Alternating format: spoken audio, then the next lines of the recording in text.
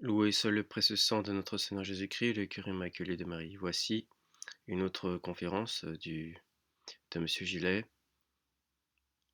1908, imprimatur, concernant l'idéal chrétien et l'intelligence humaine, foi et crédulité religieuse. Messieurs, combien d'âmes efféminées parmi les âmes chrétiennes d'aujourd'hui ne croient-elles pas sans raison à des objets qui n'appartiennent pas à la foi? Et combien aussi en revanche qui mettent en doute le véritable objet de la foi pour des semblants de raison? J'aborde, je le sais, un sujet délicat, où les préjugés d'imagination, de cœur et de sensibilité jouent un grand rôle. Si nous vivions dans les temps où la crédulité a pu quelquefois se greffer sur la foi sans lui apporter trop d'ombrage, il est probable que la pensée même ne me serait pas venue d'en parler. Mais nous vivons au XXe siècle, à une époque d'ignorance religieuse, de scepticisme, de criticisme, où la foi est volontairement assimilée par nos ennemis à la crédulité, où l'on attaque nos véritables croyances, les plus fondées en raison, au nom des erreurs ou des légendes qui s'y sont fatalement mêlées et les ont obscurcies ou dénaturées. Il importe donc de séparer nettement l'or de l'alliage, de distinguer la vraie foi de la crédulité, qui n'en est qu'une contrefaçon. C'est à quoi je voudrais en vous employer cette instruction, et je m'estimerais heureux si, grâce à Dieu, je pouvais sur ce point projeter un peu plus de lumière dans vos esprits. En quoi d'abord la foi surnaturelle aux vérités révélées se distingue-t-elle de la crédulité naturelle à l'égard des mêmes vérités? Nous verrons ensuite quelles sont de nos jours les causes qui combattent ou favorisent le plus cette crédulité, mais presque toujours aux dépens de la vraie foi. Croire surnaturellement, c'est donner son adhésion à certaines vérités que Dieu nous révèle et que l'Église nous propose en son nom. Les garanties de la foi surnaturelle sont donc de deux sortes. D'une part, le témoignage infaillible de Dieu, d'autre part, la proposition officielle par l'Église des vérités à croire. En ne tenant compte que du témoignage divin auquel nous nous appuyons, la certitude qui naît de la foi est absolue, inébranlable, car Dieu ne peut se tromper ni nous tromper. Lorsqu'un enfant a faim et demande à sa mère un morceau de pain, il est sûr d'avance que sa mère ne lui refusera pas, et qu'au lieu de pain, elle ne lui donnera pas de poisson. Dieu est pour nous plus qu'une mère, et nous, ses enfants, nous avons faim de la vérité, car nous ne pouvons pas vivre sans elle. A priori, nous sommes donc certains, en faisant appel au témoignage de Dieu, que Dieu ne nous trompera pas, et qu'il n'enveloppera pas sa parole des voiles du mensonge. Mais comment entendre cette parole divine? À coup sûr, Dieu pouvait nous parler directement, comme fait une mère à son enfant. Mais tant d'enfants comprennent si mal ce que l'on redit, qu'on ne peut prendre trop de précautions pour le leur dire. Et nous sommes tous des enfants de ces enfants par rapport à Dieu. Or, à moins d'exiger de lui des miracles continuels, il ne peut se faire qu'il adresse ainsi à chacun de nous directement, avec des sons de voix humaines, pour frapper nos oreilles humaines. Mais alors, si Dieu ne nous parle pas ainsi, s'il garde, en s'adressant à nous, sa manière à lui de parler, est-ce que nous n'allons pas nous tromper sur son langage? À quel signe reconnaîtrons-nous que c'est bien la voix de Dieu que nous avons entendue? Car il y a des échos qui trompent, et notre cœur fourmille de pareils échos. Si la vérité que Dieu révèle ne nous paraît pas en harmonie avec nos besoins intimes, réels ou factices, n'aurons-nous pas souvent la, n'aurons-nous pas souvent la tentation, même inconsciente, de déformer sa voix, et de croire lorsqu'il parlera que c'est nous qui avons mal entendu? En passant par les mille détours de notre imagination, le dédale de nos affections, les coins et les recoins de notre sensibilité, le timbre de la parole divine n'aura-t-il pas chance, sans foi, d'être faussé?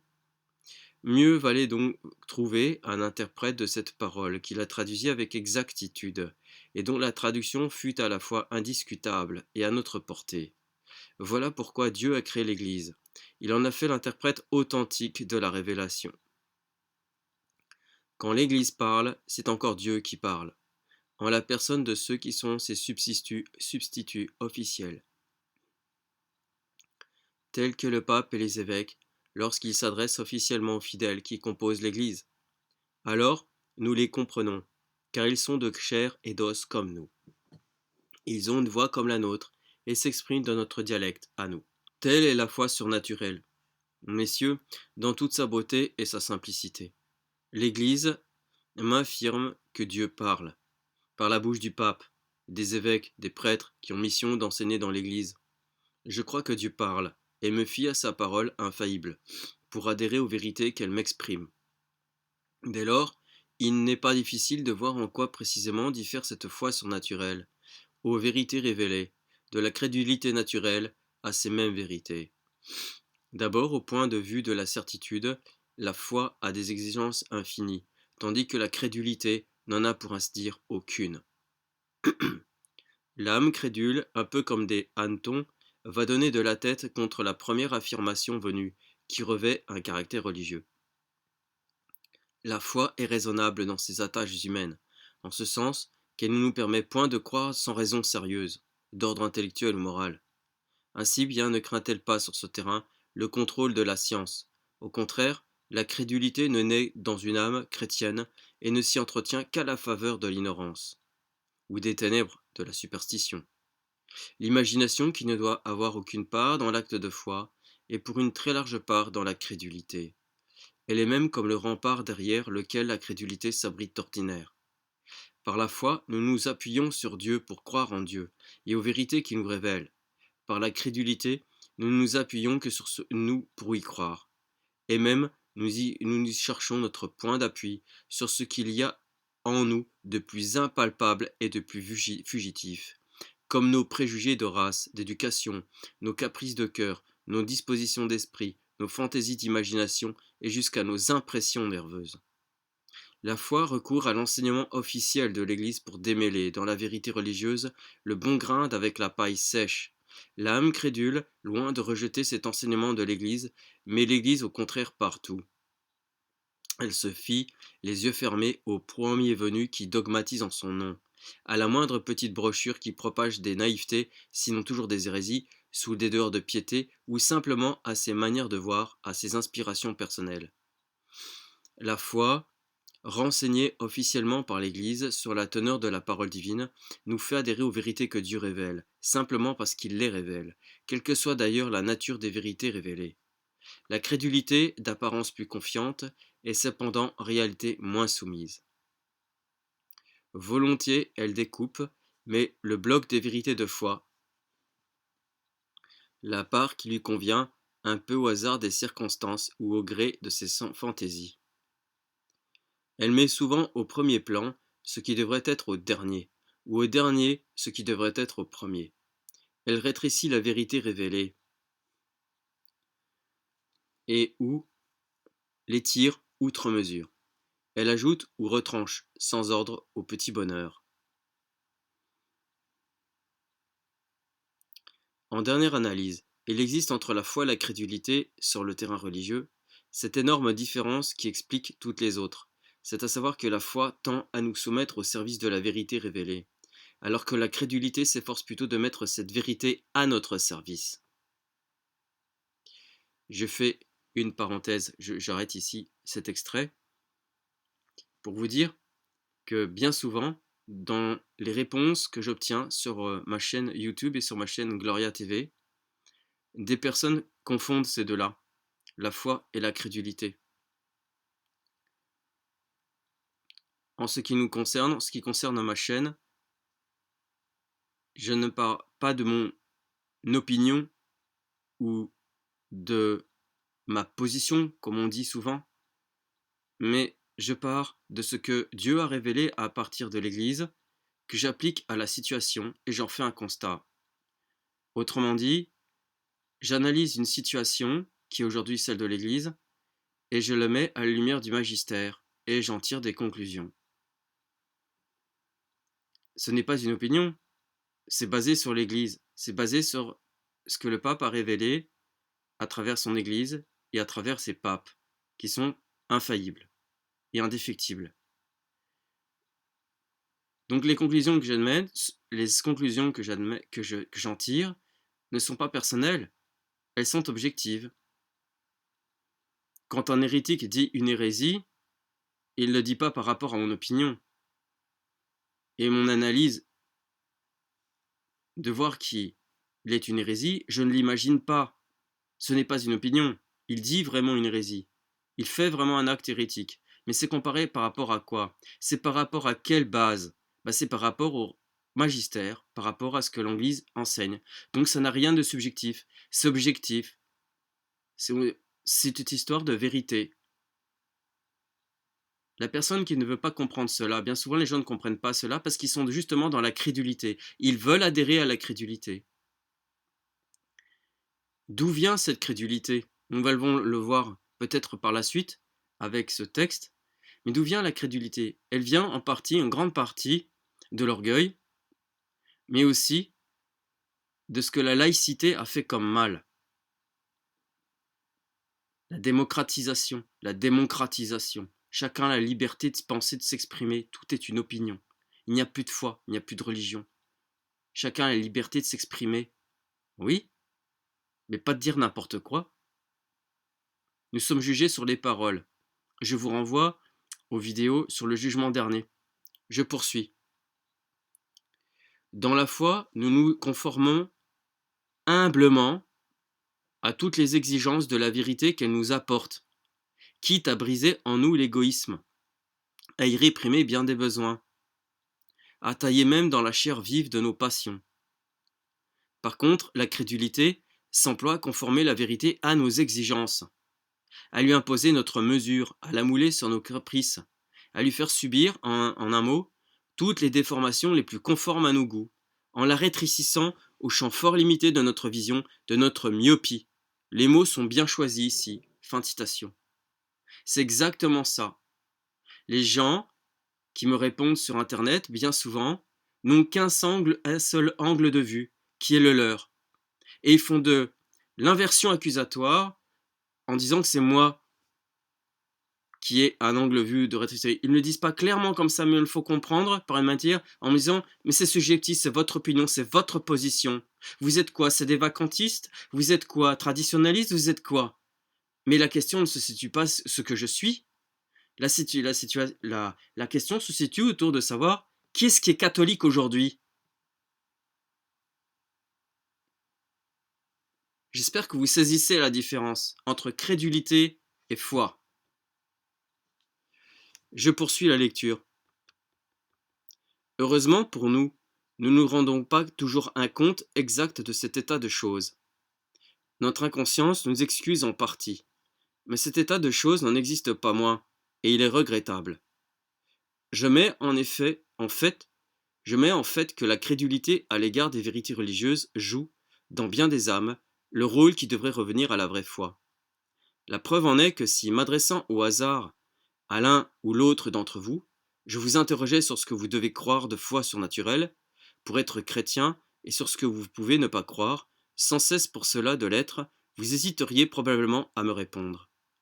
Mais vous comprendrez mieux encore ma pensée, lorsque je vous aurai rappelé en même temps que les formes principales que prend dans une âme de jeune homme la crédulité religieuse, les causes de toutes sortes qui, aujourd'hui surtout, en ne s'attaquant soi-disant qu'à cette crédulité, ou en la favorisant au contraire outre mesure, mettent presque toujours en péril la vraie foi. La crédulité religieuse se traduit très souvent dans une âme de jeune homme par un besoin exagéré du merveilleux. Vous avez l'imagination prompte et riche, messieurs, c'est là une qualité qu'il faut reconnaître, mais reconnaissez aussi que vous avez pour la plupart le défaut de cette qualité. Si la foi n'était qu'une question d'art, n'engageant pas la vie tout entière, corps et âme, vous pourriez donner libre cours à votre imagination, qui est la faculté artistique par excellence. Avec elle, on crée son objet, on l'arrange à sa guise, on le retouche autant qu'on veut. Plus l'imagination est féconde, plus l'œuvre d'art a chance de devenir un chef-d'œuvre. Mais la foi n'est pas une question d'art, ni la vie religieuse une simple aventure. On n'est pas libre de s'y engager ou non, sans engager du même coup sa vie et son éternité.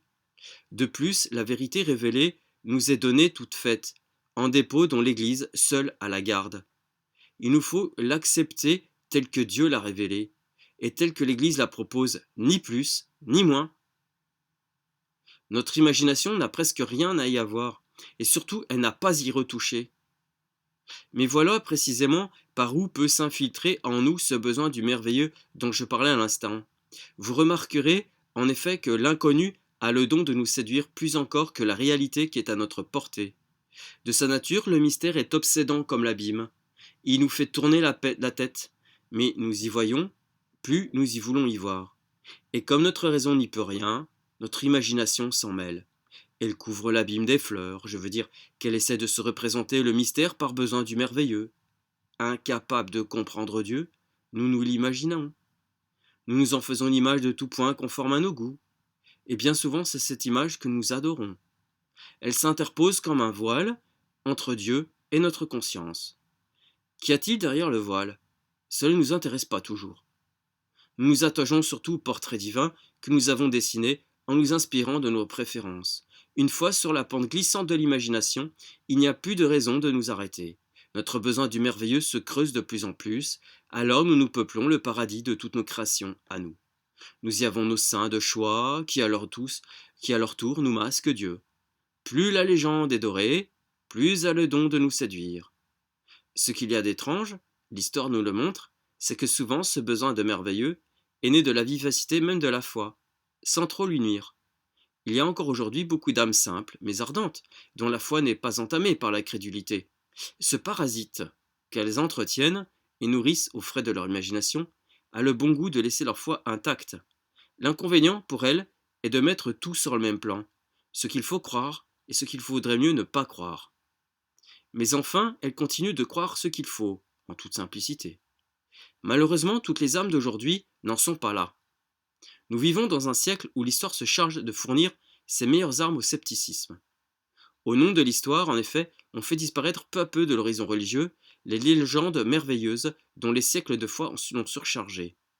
De là à s'attaquer aux vérités religieuses les mieux établies, à cause du caractère mystérieux qu'elles revêtent, il n'y a qu'un pas, et ce pas est vite franchi. Le contre-coup d'une pareille attaque ne peut manquer de se faire sentir dans les âmes crédules, dont la foi n'est ni très vive, ni très éclairée. À force d'avoir mis Dieu et leurs saints aux saintes préférées sur le même piédestal, s'il arrive qu'au nom de l'histoire on détruise la légende de ce bon saint, ou de cette bonne sainte, elles perdent la foi en même temps que leur crédulité. Ce saint ou cette sainte entraîne Dieu dans leur chute. Sans doute cela ne se ferait pas toujours d'une manière brutale. Mais que de fois, cependant, n'ai-je pas entendu dire à propos d'une dévotion séculière dont l'histoire venait de démontrer le néant scientifique. Si cela même n'est pas vrai, qu'est-ce donc qu'il faudra croire? Vous saisissez sur le vif, messieurs, l'abus du merveilleux dans les questions de foi. De la crédulité, on peut passer très vite à l'incrédulité. Je ne saurais donc trop vous recommander de mettre un peu d'ordre dans vos croyances et d'imposer un frein à votre imagination. Voyez ce que l'Église enseigne et n'acceptez le reste qu'avec une extrême réserve et sous bénéfice d'inventaire. Là, je fais encore jour une remarque par rapport à ce qui vient d'être dit et essayons de l'appliquer pour aujourd'hui, depuis que nous n'avons plus de pape, depuis que nous n'avons plus d'église. Bien souvent, les personnes, pareil, qui réagissent sur mes deux chaînes YouTube ou Gloria TV, qui ne sont pas catholiques, il faut dire les choses telles qu'elles sont traditionnalistes. Elles sont, dans leur l'imagination telle, elles ont fait un dieu, le dieu de la messe, un dieu du latin, un dieu de la tradition. Voilà où on en est. Vous leur enlevez ça, elles perdent la foi. Elles disent qu'elles perdent la foi. En fait, elles déplacent le problème, comme vient d'être expliqué ici. Ils sont des crédules, mais n'ont pas la foi. S'ils avaient la foi, ils appliqueraient le magistère à ce qui se passe aujourd'hui, à ce que l'on redit comme hérésie tous les jours. Et là se forme une forme de praxis autour d'une religiosité apparente, mais qui n'est pas la vraie religion, qui n'est pas le christianisme, qui a l'odeur avec l'encens, l'ouïe avec les chants grégoriens, l'aspect avec toutes les dentelles, les soutanes, tout cet or, tout cet apparat, et ils vivent dans un monde qui n'est pas réel. C'est comme ça, il n'est pas réel leur monde. Et on a le même chez les modernistes, mais sous un autre aspect.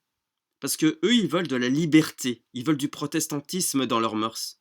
Il faut qu'un couple homosexuel puisse se marier et avoir des enfants comme une autre famille, et avoir Saint Joseph et la Vierge Marie, par exemple, comme exemple. Et ce sera catholique pour eux, pour ces modernistes-là, vous comprenez? Ils sont aussi dans leur monde. Donc du coup, avec le synode synodal qui va arriver, qui va se confirmer, enfin qui est déjà arrivé, mais qui va se confirmer, leur pseudo-pape, qui n'est pas pape bien entendu, va devenir un élément, un pion parmi le reste du monde, sans être le chef de leur secte. Et ils vont dire c'est normal, ils vont dire c'est normal, c'est l'Église à parler, c'est l'Église, sans se rendre compte que c'est une secte. Vous avez d'autres personnes qui prennent un gars habillé en évêque qui s'appelle Vigano, qui n'est absolument pas valide au regard du magistère. On est bien dans le réel quand on dit ça, mais pour eux, c'est pas le réel. Pour eux, ils préfèrent vivre dans leur imagination parce qu'il a l'aspect d'un évêque, d'un archevêque, etc., qu'il est toujours, tout ce qu'il fera, ce sera toujours valide, ce sera toujours licite, même s'il est pseudo-excommunié par le pseudo-pape. On est dans une crétinerie et un délire complet. Parce qu'en fait, ils vivent dans leur monde et ne sont absolument pas catholiques, ils ne vivent pas dans la foi. Et ils relèguent en fait la foi que Dieu a révélée à leur opinion. C'est une douce glissade qui s'opère au début, et parce que ils ont dit, bon, on reconnaît un arbre à ses fruits, donc le premier fruit qui vient, mais oui, mais on ne cueille pas des fruits sur des ronces. On ne cueille pas des fruits sur des ronces. Oui, mais il a dit ça, il s'est trompé, oh, tout le monde peut se tromper. Non, non, non, non, non, non, non, non, non.